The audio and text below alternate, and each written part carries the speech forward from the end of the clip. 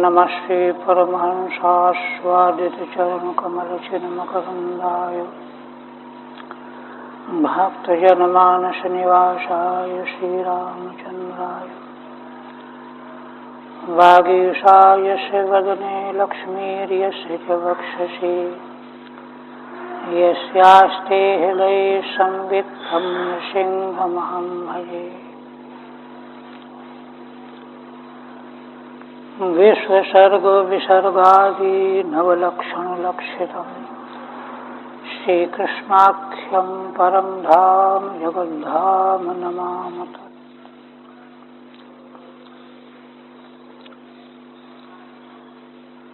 परम आदरणीय यति वृंद, भक्त वृंद एवं श्रोत्र, श्रीमद् भागवत के एकादश स्कंद के 28वें अध्याय में श्री भगवान के द्वारा समस्त शास्त्र के सारांश के रूप में परमार्थ का निरूपण किया जा रहा है।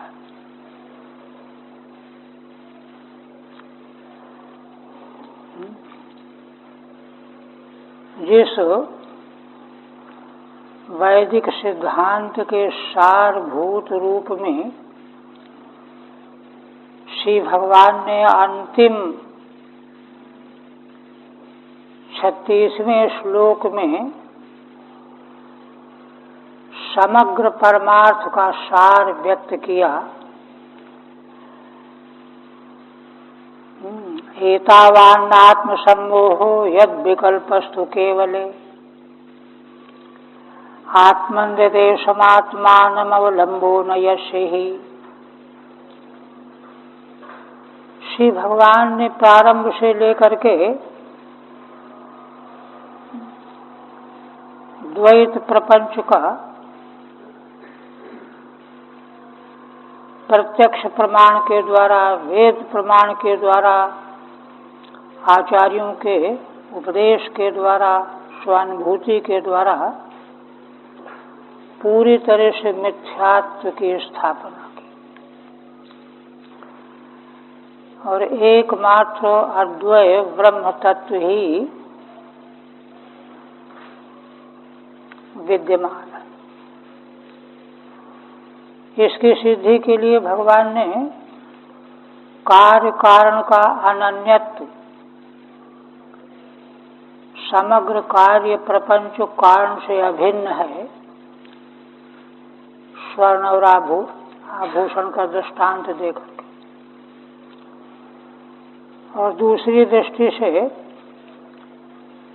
समग्र प्रकाश प्रकाशक के अधीन होता है, प्रकाशक रूप ही होता है। इसके द्वारा भी सर्व प्रकाशक परम ब्रह्म तत्व आत्म तत्व की स्थापना की। इसकी अनुभूति के क्रम में जो कठिनाइयां आई उनका भी भगवान ने निराकरण किया, समाधान किया महान पुरुषों के व्रत दृष्टांत के द्वारा। और अंत में सारभूत बात बताई कि केवल मात्र यही मन का भ्रम है कि केवल निर्विशेष निरुपाधिक एक ही आत्म तत्व के रहते हुए भी मन भ्रम के द्वारा नानात्व की कल्पना कर रहा है, कल्पना किए बैठा है और उसी कल्पना के पीछे निरंतर भाग दौड़ कर रहा है। चेतन जीवात्मा भी उसी से उपहित होकर के संस्कृति चक्र में भटक रहा है।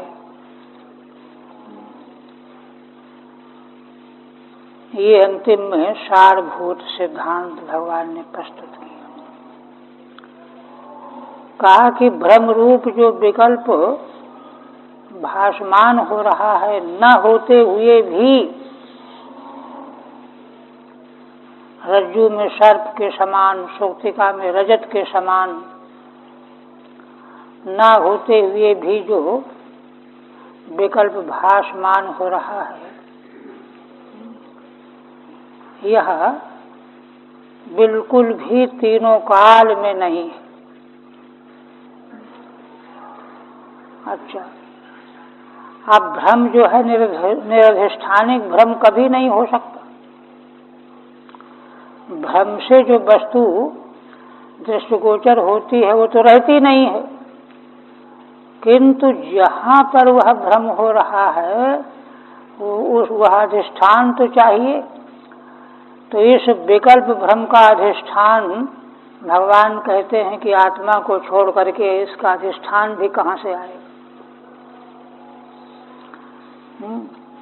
आत्मनितेन स्वमात्मान अवलंबो न यस्य ही, अपने आत्मा को छोड़ करके वैकल्पिक भ्रम का कोई अन्य कोई अधिष्ठान है ही नहीं। ये है परमार्थ सार।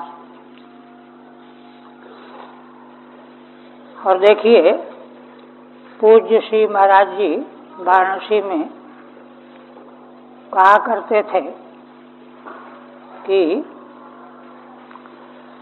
यथार्थ वैदिक दर्शन मूलक ही सारा साध्य साधन की विवेचना है वेदों में। त्रिकांड जो वेद है, 80,000 कर्म कांड, 16,000 उपासना कांड, 4,000 ज्ञान कांड, 1,00,000 श्रुतियां तीनों कांड में है। तो त्रिकांड वेदों में जो साध्य और साधन का निरूपण किया गया है, उसका मूलभूत आधार वैदिक दर्शन है।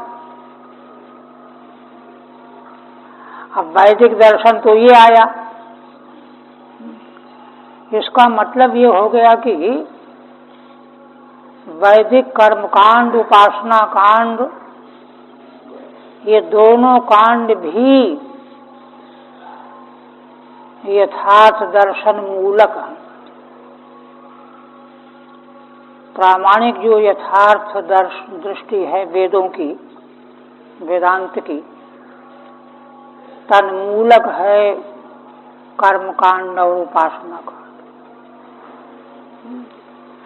क्योंकि यथार्थ दृष्टि के बिना, महाराज इसको विस्तार से कहते कि संसार में जितनी भी संस्थाएं, चाहे वे राजनीतिक संस्थाएं हों, शिक्षण संस्थाएं हों, आर्थिक आयाम हों, यथार्थ दर्शन की दृष्टि में सब अंधकार में मार्ग टटोल रही, जिसका कोई पता नहीं है कि कहाँ पहुंचेंगे, क्या होगा, ये कहते थे। और यह बात महाराज की जो कही हुई है आज भी प्रमाणित हो रही है। इससे यह बात सिद्ध होती है कि वैदिक परंपरा जो सनातन है, इसकी ही पुनः पुनः स्थापना के अलावा व्यक्ति और समाज के कल्याण का दूसरा कोई मार्ग नहीं। इसलिए यह जो परम पारमार्थिक दर्शन भगवान के द्वारा निरूपित किया गया, एतन मूलक है वैदिक कर्मकांड, उपासना कांड, सब कुछ। एक बात और देखिए, ब्रह्मसूत्र में सूत्रों की संगति लगाते हुए भगवान भाष्यकार ने कहा है, द्विविधम ही ब्रह्म वेदांतेषु उपदेश्यते। उपनिषद वेदांत वाक्यों में, श्रुतियों में 2 प्रकार के ब्रह्म का उपदेश किया गया है, सोपाधिकम निरुपाधिकम। निरुपाधिक जो तत्व स्वरूप है उसका वेदांत में प्रतिपादन किया गया ज्ञेय रूप में, निरुपाधिकम तत्व स्वरूपम गेयम गेय रूपेण उपस्थापितम सोपाधिकम च उपासनार्थम। सोपाधिक जो तत्व का उपदेश है वेदों में, उपनिषदों में, वेदांत वाक्यों में, उपासना के लिए सगुण ब्रह्म के रूप में सोपाधिक ब्रह्म का विवेचन उपनिषदों में तो भरा पड़ा है। सोपाधिक प्रतिपादन उपासना के रूप में ऋषियों का जीवन जो है उपनिषद उपासनाओं से ओतप्रोत। ज्ञानोपासना का असल में अभिप्राय यह है, लोग जो हैं इसकी उपासना, उसकी उपासना, सूर्योपासना, शक्ति की उपासना करते हैं, किंतु ज्ञानोपासना भी वेदों में निरूपण किया गया। ज्ञानोपासना का, ज्ञानोपासना की उपासना से क्या होता है कि सबकी उपासना हो जाती है। वह ज्ञानोपासना ही सगुण ब्रह्मोपासना है। श्रुतियों में अब जो उन प्रसंगों से परिचित नहीं है उनको तो जरा थोड़े में समझना कठिन है, किंतु उपनिषदों में विस्तार से, क्योंकि निरुपाधिक तत्वोपदेश तो बहुत थोड़े में हो गया है। बाकी सारा प्रतिपादन वेदों में, वेदांत वाक्यों में, उपनिषदों में सोपाधिक ब्रह्म का ही प्रतिपादन है। और वह उपासना माने उसका पुनः पुनः चिंतन। उपासना की परिभाषा भगवान शंकराचार्य ने बृहदारण्यक में स्पष्ट किया, दूसरे ब्राह्मण, प्रथम अध्याय के दूसरे ब्राह्मण में। उपासनम नाम, उपासना क्या है? मानसिक क्रिया। उस मानसिक क्रिया को उपासना कहा जाना चाहिए जिसमें प्रत्यंतर का समावेश न हो, धारा न टूटे, चिंतन की धारा नहीं टूटनी चाहिए, और प्रत्यंतर का समावेश, व्यवधान बीच में न आवे। ये उपासना की परिभाषा। तो वेदांत वाक्यों में जो सोपाधिक ब्रह्म तत्व का निरूपण किया गया है, उपासना के लिए किया गया है। उस उपासना में हमारे ऋषि महर्षि डूबे रहते थे रात दिन, और उसी का परिणाम है कि फिर वह निरुपाधिक तत्व जो है उनको करतला मलकवत प्रत्यक्ष हो जाता था। उसी तत्व का यहाँ भगवान ने करतला मलकवत की तरह से प्रत्यक्ष उपदेश किया है। किंतु यह उपदेश जो परम परमार्थ का उपदेश है, इसका समग्र वैदिक परंपरा के साध्य साधन से पूरी संगति है, पूरी सहमति है। हेतन मूलक ही सारा प्रतिपादन है, साधन के रूप में और साध्य के रूप में। अब आगे एक प्रश्न उठा करके निराकरण करने जा रहे हैं। देखिए, वेदांत के प्रतिपादन के क्रम में न्याय, वैशेषिक, सांख्य, योग, नास्तिक दर्शन तो ये ठहर ही नहीं पाते, ये तो सामने साहस नहीं कर पाते। ऐसे न्याय, वैशेषिक, सांख्य और योग के बहुत कुछ अंश वेदांत में स्वीकृत किए गए हैं, इसलिए योग और सांख्य दोनों का आदर है उपनिषदों में भी। इसी प्रकार से मीमांसा दर्शन, पूरी मीमांसा, उसकी मान्यता वेदांत से एकदम अलग है। यदि उसकी मान्यता का निराकरण नहीं किया जाएगा तो जो परम यथार्थ सिद्धांत है उसकी निष्ठा में बाधा पड़ेगी। व्यक्ति डामाडोल हो जाएगा कि अरे मीमांसक तो बड़े उद्भट विद्वान होते हैं, ये तो ऐसा कह रहे हैं, इनकी बात क्यों न मान ली जाए। वेदांत ऐसा कह रहा है, ये ऐसा कह रहे हैं। भाष्यकार ने भाष्य में प्रतिपादन किया है कि यदि ऐसे समय पर जो है प्रामाणिक दर्शन को निर्मल रूप में प्रस्तुत नहीं किया जाएगा तो साधक श्रेय से च्युत हो जाएगा, मार्ग भ्रष्ट हो जाएगा। इसलिए इसका निराकरण करना जरूरी है। तो देखिए पूर्व मीमांसक जो हैं क्या कहते हैं। पूर्व मीमांसक वेदांत के परमार्थ तत्व का समर्थन नहीं करते।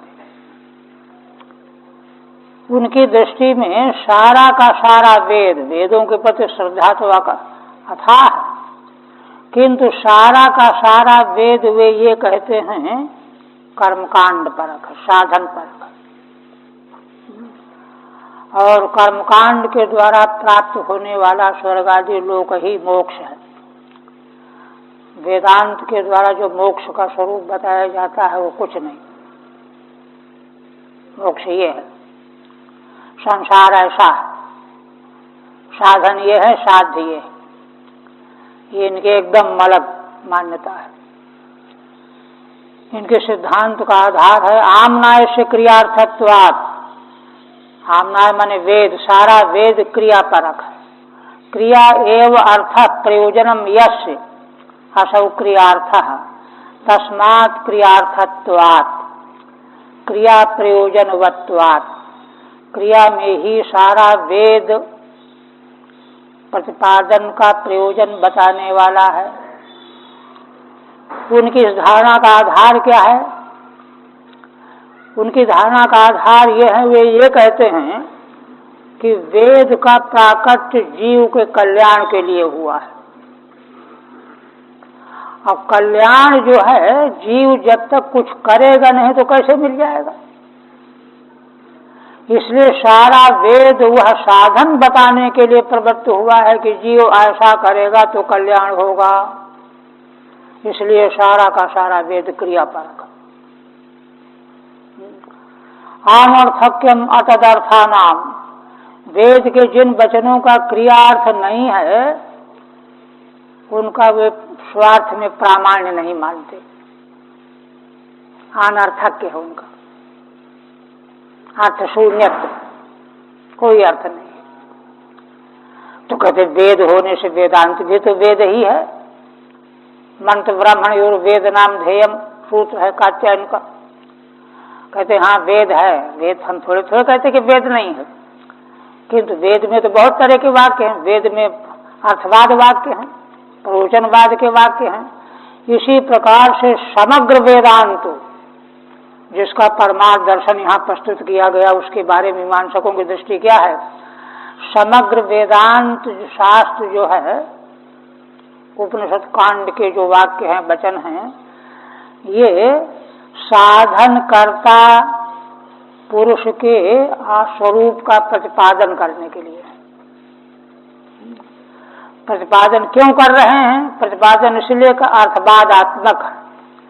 प्रतिपादन करके उसको होश दिला रहे हैं कि अरे तुम निराश क्यों हो रहे हो, प्रमाद क्यों कर रहे हो, तुम तो ऐसे हो ऐसे हो, तुम यह साधन करके यह प्राप्त कर लो, माला माल हो जाओगे। ये उनका अभिप्राय है। दूसरी बात यह है, उनकी एक मान्यता विलक्षण क्या है? न तो संसार की उत्पत्ति उनको मान्य है, न प्रलय मान्य है। उत्पत्ति प्रलय दोनों नहीं मान्य। मीमांसकों की घोषणा है न कदाचिद अनिर्दोषम जगत, यह संसार कभी नहीं रहा, ऐसा कभी नहीं था। ये तो सदा सर्वदा से संसार चला ही आ रहा है, चला ही जाएगा, ये मान्यता है। अब देखिए इस सिद्धांत के आगे जहाँ समग्र प्रपंच को भगवान ने मिथ्यात्व प्रतिपादन किया, सिद्ध किया, स्पष्ट किया परमार्थ दर्शन की दृष्टि से, वो तो बिल्कुल उलट गया मामला। इसलिए वे लोग जो हैं अपने सिद्धांत की रक्षा करने के लिए शास्त्रार्थ के लिए तुलते हैं। ब्रह्मसूत्र में भी, उपनिषदों में भी शास्त्रार्थ हुआ है। बृहदारण्यक के प्रकरण में तो एक जगह पूर्व मीमांसकों ने सिद्धांती वेदांती के समक्ष एक प्रश्न ये कर दिया, कहा कि ये बताओ मीमांसकों ने कि आप लोग माने वेदांती समग्र प्रपंच का मिथ्यात्व प्रतिपादन करके एकमात्र आत्मै वेदम सर्वम ब्रह्मै वेदम सर्वम ये स्थापित करते हैं। तो ये बताइए कि फिर वेद का जो कर्मकांड भाग है उसका क्या होगा? अब वेद होने से उसको अनाप्त तो कहा नहीं जा सकता, उसमें किसी प्रकार की अनास्था या द्वितीयता ये तो किसी प्रकार से कोई भी स्वीकार नहीं करेगा। तब क्या होगा कि समस्त वैदिक कर्मकांड उपासना कांड का अपलाप हो जाएगा। इसलिए वेदार्थ के अपलाप के को भय से भयभीत हो करके तुम ऐसा प्रतिपादन तुमको करना चाहिए कि कर्मकांड की संगति भी लग जाए, उपासना कांड की संगति लग जाए और तुम्हारा वेदांत भी सार्थक हो जाए। ये प्रश्न उठाया मीमांसकों ने बृहदारण्यक में। इस पर वेदांतियों ने उत्तर दिया, कहा कि देखो यह जो तुम अन्य की चिंता को अपनी खोपड़ी में लाद करके जो शंका कर रहे हो, प्रश्न कर रहे हो, क्योंकि तुमको तुम्हारी चिंता क्या है कि अरे अब कर्मकांड भाग उच्छिन्न हो जाएगा, कर्म करने वाला कोई रह ही नहीं जाएगा, क्योंकि प्रपंच है नहीं, संसार है नहीं, मिथ्या है। तो वहां सिद्धांती कहते हैं कि देखो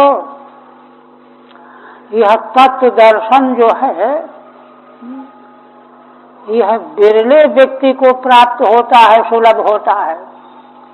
इसके अलावा सारे तुम्हारे साथी सब उसके अधिकारी बने ही रहेंगे। तुम जैसे पात्रों के लिए वह कर्मकांड चरितार्थ ही बना रहेगा। ये उत्तर दिया, कहा कि इसको लेकर के तुम चिंता मत करो। ऐसा न सोचो कि जैसे मान लो किसी ने बिल्डिंग बनाई, को रहेगा कौन? रहने वाला ही कोई नहीं रहेगा। बहुत जैसे तुम्हारे जैसे लोग, क्योंकि संसार की प्रवृत्ति हुई उन लोगों के लिए है जो वासना वासित जीव हैं, जिनके भीतर से वासनाओं का जाल भरा हुआ है।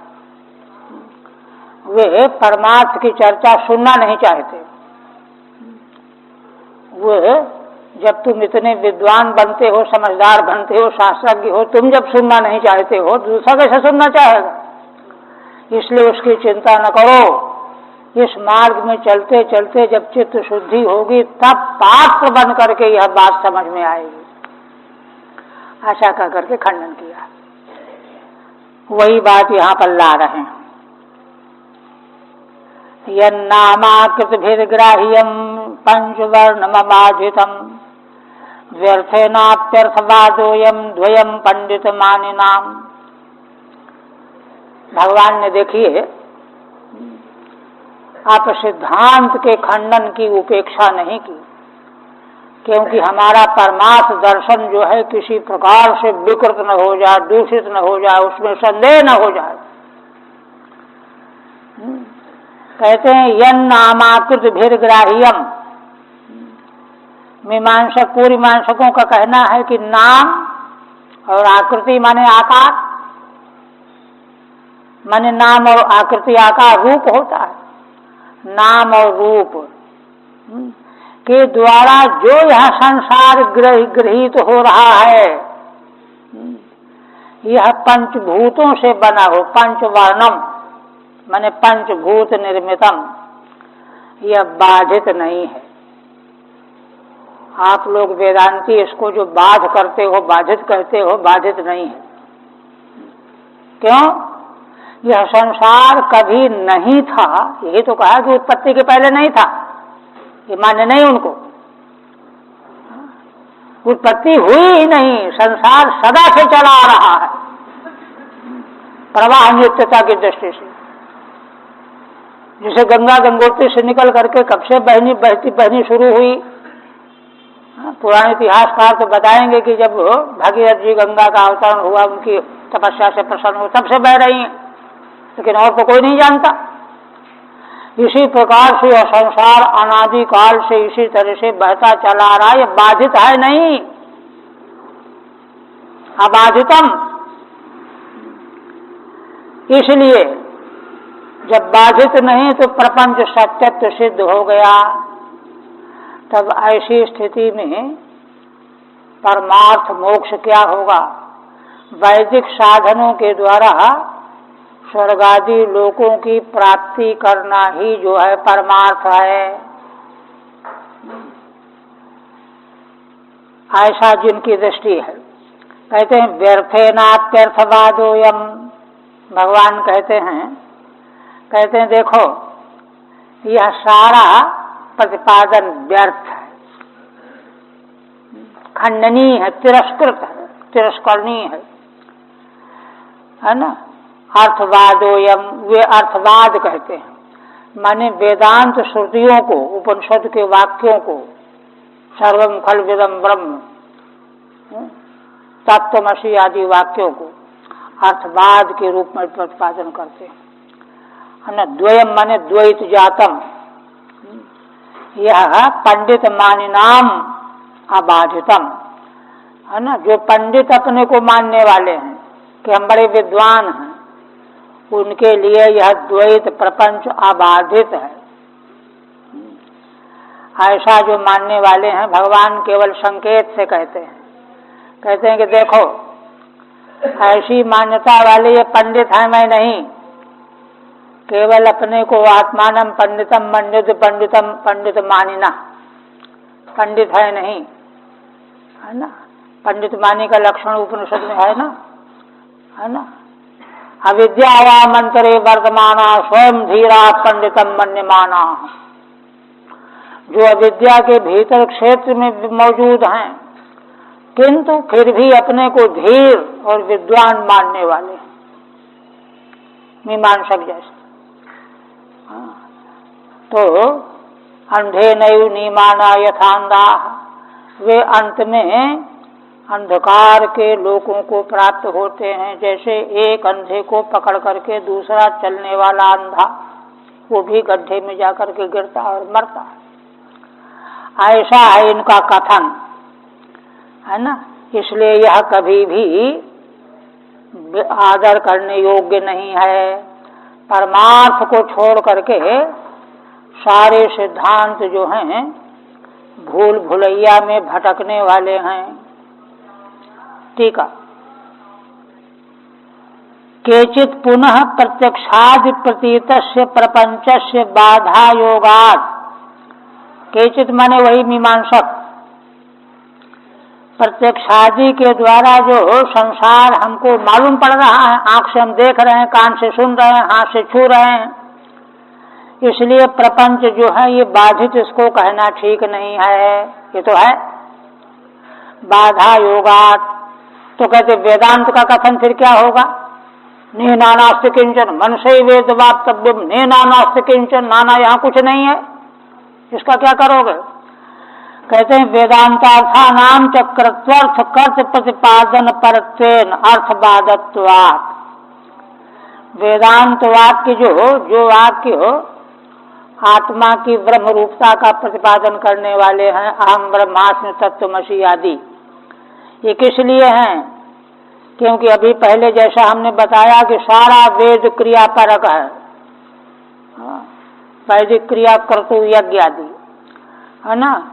उसी क्रतु माने यज्ञ करने वाला जो पात्र कर्ता आत्मा जीवात्मा है ना, उसके कर्त प्रतिपादन परत्वेन, उसके कर्ता के स्वरूप का ये वाक्य प्रतिपादन करने वाले हैं, जिससे कि उसको उत्साह आ जाए, प्रमाद रहित होकर के उत्साह से उस कर्म में लग सके। इसलिए अर्थवाद वचन है। अर्थवादत्वात् द्वैतम सत्यमिति मन्यन्ते, सारा द्वैत प्रपंच सत्य है ऐसा मानते हैं। तन्मतम अनुद्य दूषयति, उन मीमांसकों के मत का अनुवाद करके भगवान दूषित करते हैं। यदि नामाकृतिभिर्ग्राह्यम नाम रूपोपलक्षितम पंचवर्णम पंचभूतात्मकम द्वयम द्वैतम। नाम घाट पट आदि, आकृति घड़े की आकृति, पट की आकृति, माने नाम और रूप, इन दोनों के द्वारा जो गृहीत हो रहा है जगत, प्रपंच, संसार, नाम रूपोपलक्षितम, नाम और रूप के द्वारा जो भासमान हो रहा है, उपलक्षित हो रहा है, समझा जा रहा है ना। समग्र विश्व ब्रह्मांड में नाम रूप और क्रिया, तीन के अलावा चौथी कोई चीज नहीं। पंचवर्णम माने पंचभूतात्मकम, आकाश वायु अग्नि जल पृथ्वी, उससे बना हुआ द्वयम द्वैत प्रपंच है ना। यत तदबाधितम, यह बाधित नहीं है, अबाधित है। क्यों? यह जो वेदांती कहते हैं कि उत्पत्ति के पहले नहीं था, प्रलय के बाद नहीं रहेगा, अरे उत्पत्ति कभी हुई नहीं, प्रलय कभी होना नहीं है, हमेशा अबाधित है, अबाधितम है ना। इति पंडित मानिनाम, यह सिद्धांत किन लोगों का है? पंडित मानियों का, मीमांसकों का है ना। पंडित मानी किसके कहते हैं? अत्र वयमेव पंडिताः इत्यभिमानवताम, अरे भाई वेदार्थ के निर्णय करने में हम ही विद्वान हैं, ऐसा अभिमान रखने वाले हैं मीमांसक। इसलिए वेदांतेषु अयमर्थवाद इति प्रतीति, तो उनको यह प्रतीति होती है वेदांत वाक्यों के द्वारा जो कहा जा रहा है आत्मा का स्वरूप, वह तो अर्थवाद है। इति प्रतीति न तत्वविदाम, किंतु भगवान का कथन क्या है कि यह प्रतीति उन पंडित मानियों की होगी, तत्वज्ञानियों की नहीं। तत्वज्ञानियों की अनुभूति प्रतीति तो वही है जो हमने बताया, सब प्रपंच बाधित है, न तत्वविदाम है ना। यह तो व्यर्थे नापि बिनाप्यर्थे नुषा प्रतीति ही। क्यों? कैसे? क्योंकि अर्थ यहाँ कुछ है नहीं, किंतु केवल प्रतीति हो रही है, इसलिए बाधित तो है ही। तथा ही कहते हैं कि देखो उपादन करते हैं कैसे? न तावद विधेयक वाक्यत्वम तेषाम अस्ति यतो अर्थवादत्वम स्यात्, है ना। श्रीधर स्वामी देखिए भाष्य के आशय को यहाँ स्पष्ट करते हैं। उसमें ईशावास्य उपनिषद के उपोद्घाट में, भाष्य में और बृहदारण्यक में भी, वहाँ क्योंकि ईशावास्योपनिषद शुक्ल यजुर्वेदीय संहिता का 40वां अध्याय है, तो वहाँ उसका आरंभ ईशावास्य में दग्धम सर्वम श्रुति की भाष्य आरंभ करने के पूर्व उपोद्घात भगवान शंकराचार्य कहते हैं कि देखो अब तक जो कर्म का विषय वर्णन किया गया वेद के पहले वाले भाग में, उससे इसको अलग क्यों किया गया? क्यों? क्योंकि इस ईशावास्योपनिषद वाले अध्याय में, 48वें अध्याय में जो आत्म स्वरूप का प्रतिपादन किया गया है, उसका कर्म के साथ विनियोग हो ही नहीं सकता, है ना। ईशावास्यमिदं सर्वम इत्यादि मंत्रा कर्मसु अभिनियुक्ता, इन मंत्रों के अर्थों का कर्म में कोई विनियोग नहीं, संबंध है। विनियोग माने संबंध। क्यों? ऐसा क्यों है? क्योंकि निर्विशेष आत्मस्वरूप प्रतिपादन परत्वात् मंत्राण, ये मंत्र जो हैं ईशावास्योपनिषद के, ये तो निर्विशेष अर्थ का प्रतिपादन करने वाले। और कर्मकांड भाग, तो कर्मकांड भाग का पात्र कौन है? जो अर्थी हो, हमको ये मिले, है ना। और उस साधन करने की योग्यता वाला हो, मैं कर्म करने में समर्थ हूँ, कर्म करने की योग्यताएं जो शास्त्र बताता है वो सब योग्यता मुझ में है, क्या क्या चाहिए ये सब विवेचन है वही ब्रह्मसूत्र में भी। तो इस तरह से जो है वहाँ विवेचन किया गया है। उसी के आशय को यहाँ श्रीधर स्वामी अपनी भाव दीपिका टीका में कहते हैं क्या, न तावत विद्धेक वाक्यत्वम तेषाम अस्ति। मीमांसकों ने क्या किया है, वेदांत वाक्यों का कर्म की विधि के साथ में एक वाक्यता की अर्थवाद बना करके कहते हैं विधि वाक्य जो कर्म का प्रतिपादन करने वाले हैं इनके साथ आत्मा की एक वाक्यता कैसे हो सकती है। विधेयक वाक्यत्वम तेषा माने वेदांत वाक्या नाम अस्ति, यह तो अर्थवादत्वम स्यात्। अगर एक वाक्यता संभव होती तो मीमांसक जो वेदांत वाक्यों को अर्थवाद कह करके संगति लगा देते हैं, लग जाती, किंतु उनके साथ में एक वाक्यता तीनों काल में संभव नहीं। क्यों? कहते हैं कि देखो कर्मकांड में कर्म का अधिकारी वह है जिसमें कर्तृत्वाभिमान हो, मैं कर्म कर रहा हूं। क्यों कर रहे हो पूछे, अरे ये फल लेने के लिए कर रहे हैं। तो कर्तृत्व भोक्तृत्व दोनों जिसमें मौजूद हो वह कर्म साधन का पात्र अधिकारी है, कर्मकांड भाग में है ना। किंतु यहाँ जो उपनिषद कांड में आत्मा का स्वरूप बताया गया है वहाँ कहा गया आत्मा करता नहीं, भोगता नहीं, विकारी नहीं, कुछ नहीं।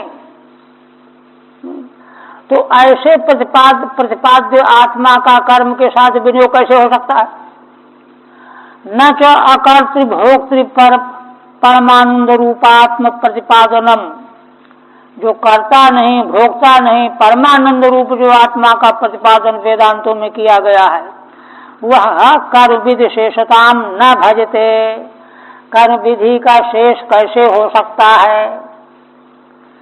न च अबाधितत्वम द्वैतस्य, एक खंडन हो गया उनका। दूसरा जो उन्होंने कहा कि द्वैत प्रपंच अबाधित है क्योंकि उत्पत्ति कभी हुई नहीं, प्रलय कभी होना नहीं है। तो कहते हैं कि ऐसा नहीं, नाम रूपात्मकत्वात्, नाम रूप को प्राप्त जितनी वस्तु होगी वह उत्पन्न हुए बिना प्रतीति का विषय नहीं बन सकती, इसलिए उत्पत्ति तो माननी पड़ेगी। एक दूसरा क्या है, ग्राह्यत्वात्, जो ग्राह्य होता उत्पत्तिमान जो है मिथ्या होता है, विनाशी होता है, ग्राह्य होता है वो मिथ्या होता है। ग्राह्यत्वात् ग्राह्य भी है। पंचवर्णात्मकत्वात्, क्योंकि पंचभूतात्मक है, पंचभूत ग्राह्य है तो पंचभूत से बना प्रपंच भी ग्राह्य है। स्वप्नवद इत्यादि जन्मान ही, स्वप्न की तरह है। अब दिखने को तो स्वप्न बहुत कुछ दिखता है लेकिन सच्चा होता है क्या। जैसे दिखने मात्र स्वप्न सच्चा नहीं, वैसे ही प्रपंच भी दिखने मात्र से सच्चा नहीं हो सकता। इत्यनुमान वाचारम्भणाद श्रुति भेष्य, और वाचारम्भण श्रुति, वाचारम्भणम विकारो नामधेयम मृत्युगे तेव सत्यम। इसलिए इन तमाम प्रमाणों से यह बाधित है, तो दोनों तरह से खंडन हो गया। आप फिर कहते हैं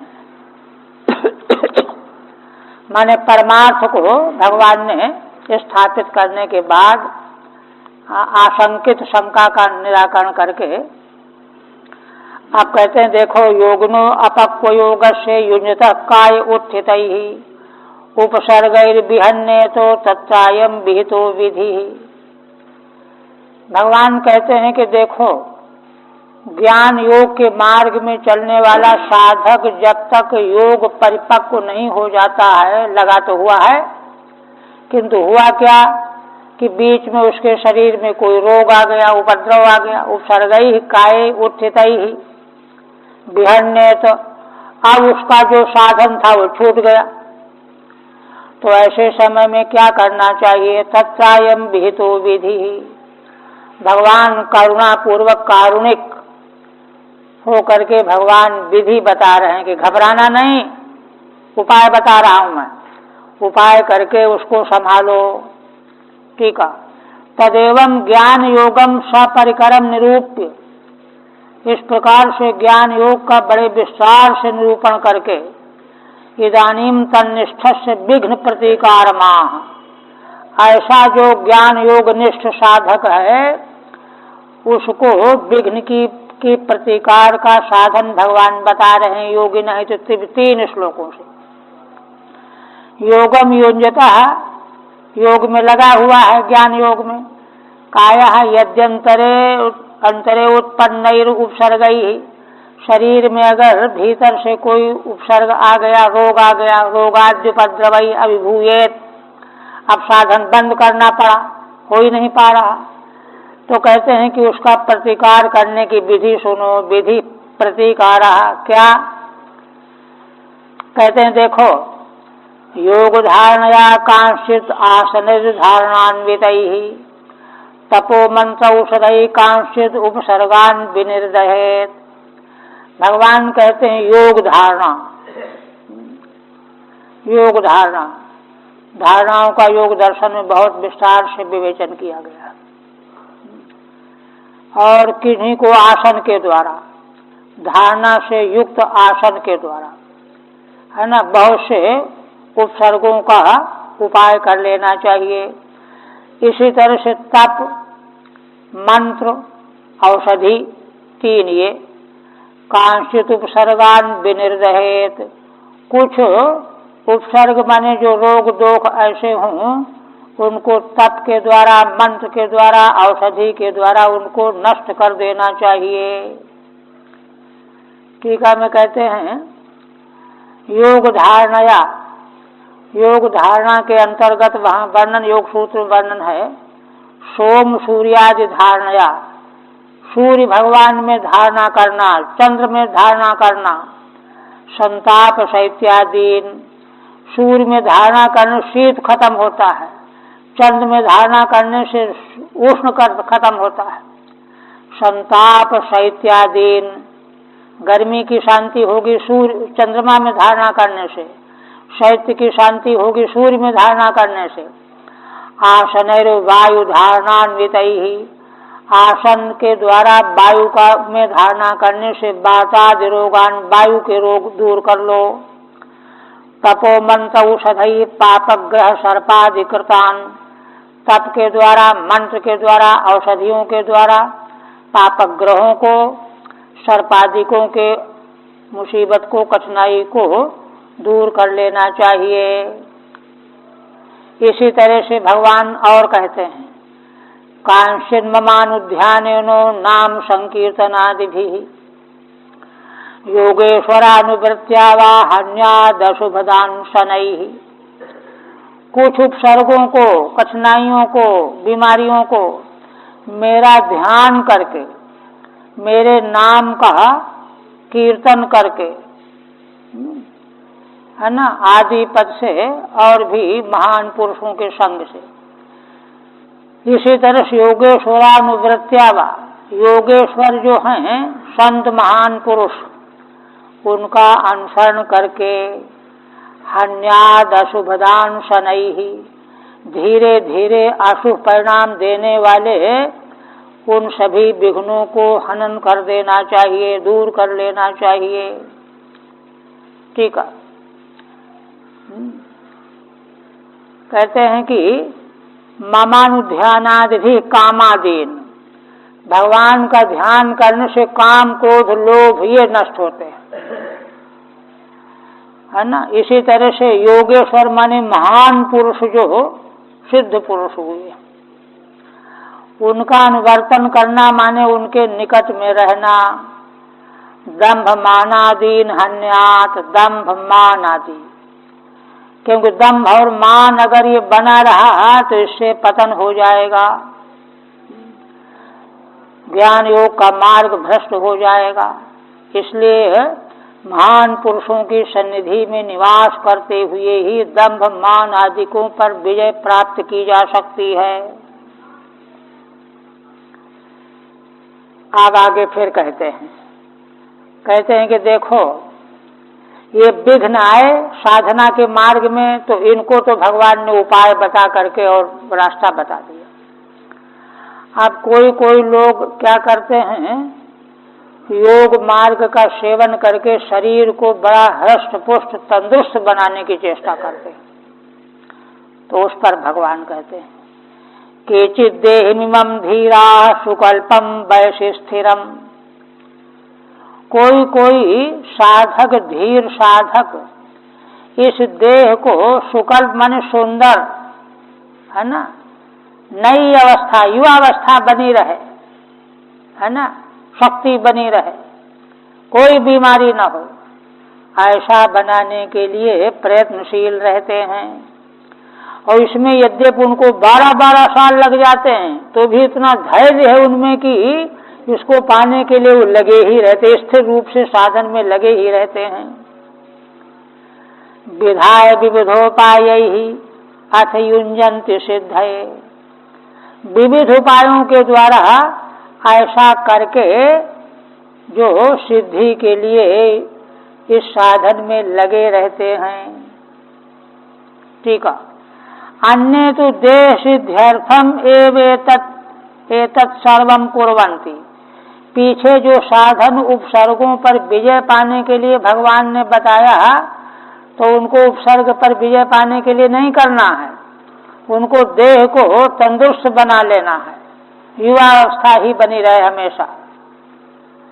सर्वम कुर्वन्ति तद दूषयति, ये ठीक नहीं है, इसको भगवान दूषित करते हैं। केचित् पुनः एतैः अन्यैश्च उपायैः। कोई पीछे जो धारणा आदि उपाय भगवान ने बताए इनके द्वारा और भी दूसरे नए नए उपायों को अपना लेते हैं, है ना। सुकल्पम जरा रोगादि रहितम। शरीर को वृद्धावस्था न आवे, कोई रोग न आवे और अवस्था ढले नहीं, युवावस्था ही बनी रहे।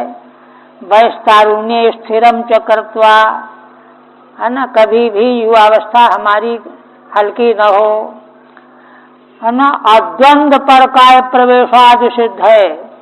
ऐसा करके, है ना, बिना किसी बाधा के दूसरे के शरीर में प्रवेश करने की सिद्धि प्राप्त कर लेना चाहते हैं। सिद्ध है तत्त धारणा रूपम योगम युञ्जन्ति।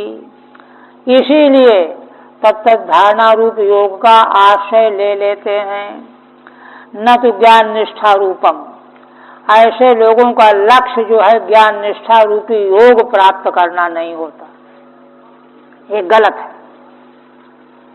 इसको भगवान कहते हैं नहीं तत्कुशलादृत्यम तदा यासो यह पार्थकः अंतवत्वात् शरीरस्य फलस्यैव वनस्पतेः। भगवान कहते हैं कि ऐसा जो साधन अपनाया जाना है, कुशलैः आदृत्यम न, विवेकी पुरुषों के द्वारा इस प्रकार का कार्य आदर पाने लायक नहीं है। एक, इसलिए कभी भी ऐसा न करे। दूसरी बात भगवान कहते हैं तदायासो ह्य पार्थकः। कोई मान लो 12 वर्ष 24 वर्ष साधन में लग करके ऐसा कर भी ले तो फल क्या है? व्यर्थ।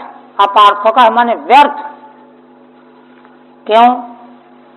क्योंकि चाहे कैसा भी शरीर बना लो, एक दिन मरे बिना नहीं रहेगा, मरना तो है। तो अंतत्वात् शरीरस्य फलस्यैव वनस्पतेः। वनस्पति माने वृक्ष का फल जैसे एक दिन नष्ट हुए बिना कभी रह नहीं सकता, ऐसे ही शरीर को चाहे जितना सुकल्प, है ना, युवावस्था में स्थिरता वाला बना लिया जाए, किंतु अंततोगत्वा उसका नाश तो कभी चल ही नहीं सकता है। इसलिए यह प्रयत्न ही व्यर्थ है। कुशलैः प्राज्ञैः आदरणीयम न भवति। समझदार लोग, विवेकी लोग इस प्रकार के काम में अपने को नहीं लगाते। वनस्पति वदात्मयु स्थायी, वनस्पति जैसे पेड़ तो स्थायी है, तो अगले साल रहेगा, फल नहीं रहेगा। उसी तरह से वृक्ष स्थानीय आत्मा स्थायी है, शरीर तो फल की तरह से आया और गया। शरीरम तो फलवद नश्वरम इत्यर्थः। फिर कहते हैं योगम निषेवतो नित्यम कायश्चेत कल्पताम यात् तच्छ्रद्धान मतिमान योग मुत्सृज्य मत्परः। भगवान कहते हैं कि देखो, कोई व्यक्ति नित्य योग का सेवन करने लगे, नित्यम योगम निषेवता, और सेवन करते करते अगर उसका शरीर बड़ा दिव्य बन गया, अवस्था भी नई बन गई, किंतु तच्छ्रद्धान मतिमान, किंतु बुद्धिमान को दूसरे को ऐसा संपन्न हो देख करके कभी भी श्रद्धा नहीं करनी चाहिए। क्यों? श्रद्धा करेगा तो क्या होगा? योग मुत्सृज्य मत्परः, क्योंकि फिर तो वह भी योग को छोड़ देगा, उसी में लग जाएगा। हम भी यही करेंगे, हम भी यही करेंगे। योग जो भगवान की प्राप्ति का साधन है वो तो छूट गया और उसी खिलवाड़ में पड़ गया। इसलिए उसको कभी भी इस पर श्रद्धा भी नहीं करनी चाहिए। श्रद्धा करते ही है ना, उसका साधन सब बर्बाद हो जाएगा। ठीक है। ननु क्वचित समाध्यम गत्वे नापि प्राणायामादि योगे क्रियमाणे। पूर्व पक्षी ने प्रश्न किया कि ठीक है, किसी साधक के मन में यह नहीं है कि हमारी अवस्था युवा जैसी बन जाए और शरीर जो है रोग रहित हो जाए, किंतु योग के मार्ग में लगा हुआ है, प्राणायाम आसन प्रत्याहार आदि के द्वारा समाधि तक पहुंच करके शरीर उसका दिव्य बन गया। तब क्या करे उसको? क्या उसको उपेक्षा कर देगा? कहते जरा रोगाद्य भावो दृश्यते, इतने माने चल तो रहा है योग मार्ग में, किंतु साधन करते करते उसके शरीर में जरा रोग आदि का अभाव दिखाई देने लगा। ये परिणाम आ गया है ना। सत्यम, कहते ठीक है, किंतु तथापि समाधि मुत्सृज्य न तत्र सज्जेत, किंतु फिर भी समाधि को छोड़ करके उसी में संसक्त नहीं होना चाहिए कि इनकी तरह से हम भी अपना शरीर ऐसा ही बना लेंगे। ऐसा न करें। किसी का हो गया, उसको दे करके तुम लालच क्यों कर रहे हो? न तत्र सज्जेत इत्याह योगमिति तत्ताम देह सिद्धिम न श्रद्धा न विश्वसेत। उसने देह को सिद्ध कर लिया, न वृद्धावस्था रही न रोग रहा, है ना। तो इस सिद्धि पर श्रद्धा न करे, विश्वास न करे, क्योंकि अंततो गत्वा उसका नाश हुए बिना तो रहना नहीं है। इस प्रकार से भगवान ने है ना ज्ञान योग के मार्ग में आने वाले विघ्नों का उपाय बताया कि विघ्नों से बचते हुए साधन में श्रद्धा पूर्वक लगे रहना चाहिए। अब अंतिम में कहते हैं, अंतिम में भगवान क्या कहते हैं? योगचर्यामिमां योगी विचरन् मयि मद्व्यपाश्रयः। भगवान सबसे मूल्यवान बात अब कहने जा रहे हैं। क्या कहते हैं कि देखो, जो योगी इस ऊपर कही गई योगचर्या में लगा हुआ है, लेकिन साथ में मेरा आश्रय लिए हुए है, मद्व्यपाश्रय, भगवान का आश्रय लिए हुए, योग मार्ग में लगा होता हुआ भी भगवान का आश्रय लिए हुए है। ऐसे मेरे आश्रित रहने वाले साधक योगी में कोई विघ्न कभी आएगा ही नहीं। असल में विघ्न क्यों आते हैं, किसको आते हैं? संसारासक्त साधकों को विघ्न आता है। पीछे आया न कल कि देवता लोग विघ्न करने के लिए पुत्रादिकों को रुलाने लगते हैं कि अरे छोड़ करके न जाओ, यहीं रहो, विघ्न करते हैं। इसी प्रकार से संसार के पदार्थों में जो संसक्त आसक्त हैं, साधन कर रहे हैं, तो उनको विघ्न आए बिना नहीं रहेगा। किंतु जो भगवान का आश्रय लेकर के साधन में लगे हुए हैं, नान्तराय विहन्ने, तो भगवान साफ कहते हैं कि वह साधक जो है अंतराय माने विघ्नों से कभी वह बाधित होता ही नहीं है। कारण क्या है? देखो, कारण बताए बिना तो ये होगा कि भगवान अपने भक्त का पक्षपात कर रहे हैं क्या? तो कहते हैं कि नहीं, भगवान पक्षपात करे भी तो कोई क्या करेगा? कहते हैं देखो, सबसे बड़ी बात क्या है? निष्प्रिय, वह निष्प्रिय हो जाता है। देखिए अंतर क्या आया है ना, जो भगवान को आश्रय जिसने नहीं बनाया, उसकी स्पृहा संसार की वस्तु, पदार्थ, वस्तु, व्यक्ति, परिस्थिति में कहीं न कहीं जुड़ी हुई है, इसलिए भगवान का आश्रय नहीं ले पाया, इसलिए विघ्न उसको आएगा। किंतु जो संसार के प्रपंच से पूरी तरह से निष्प्रिय बन गया है, वो तो भगवान का आश्रय लेना ही लेना है, उसको विघ्न अंतराय कहाँ से आएगा? निष्प्रिय। कहते हैं कि स्वसुखानुभूः, एक बड़ी बात भगवान और कहते हैं कि देखो उद्धव जी, उसको स्व माने आत्मा के सुख का अनुभव मिल जाएगा। आत्मानंद, ब्रह्मानंद जिसको कहा जाता है, उसका अनुभव प्राप्त कर लिया है उसने। इसलिए जो पूर्ण तृप्त है, कृतकृत्य है, आनंद में विभोर है, डूबा हुआ है, उसका मन कहीं इधर उधर संसार की वस्तु, पदार्थ, परिस्थितियों में जाना ही जाएगा ही नहीं। इसलिए उसके जीवन में कभी कोई अंतराय, विघ्न नहीं आवेगा।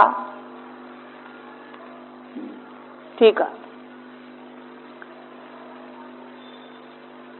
आप भगवान कहते हैं तदेवं विघ्न प्रतिकारैः योगम कुर्यादित्युक्तम। देखो भगवान कितना जो है अनुग्रह करके कहते हैं कि अगर विघ्न आवे तो घबराओ नहीं, विघ्नों का प्रतिकार जैसा मैंने बताया है 3 श्लोकों से, वैसा करके लगे रहो, योग को छोड़ो मत। क्षण से तू न विघ्न शंका पीत्याह, लेकिन अगर किसी कारण बस मेरे शरण में आ जाएगा तो उसको विघ्न की शंका ही नहीं। योगचर्यामिति विचरण स्वसुखे अनुभूतिर्यश सह, उसको आत्मसुख की अनुभूति हो गई। आत्मसुख की अनुभूति जिसको प्राप्त हो गई है, उसके जीवन में कभी कोई अंतराय, विघ्न नहीं आ सकता है ना। स्पृहा मूला ही विघ्ना। देखिए श्रीधर स्वामी क्या कह रहे हैं, जितने भी विघ्न स्पृहा मूलक होते हैं, संसार की स्पृहा अगर रहेगी तो विघ्न आएगा, स्पृहा नहीं तो विघ्न नहीं आएगा। साच मद विपाशय से निवर्तते, वह स्पृहा जो है भगवान का आश्रय लेने वाले के भीतर से निकल जाती है। भगवान जहाँ आ गए वहाँ फिर संसार का काम कहाँ रह जाएगा। जहाँ काम तहाँ राम नहीं, जहाँ राम नहीं काम, तुलसी ये कि मरहि सकहि रवि रजनी एक ठाम।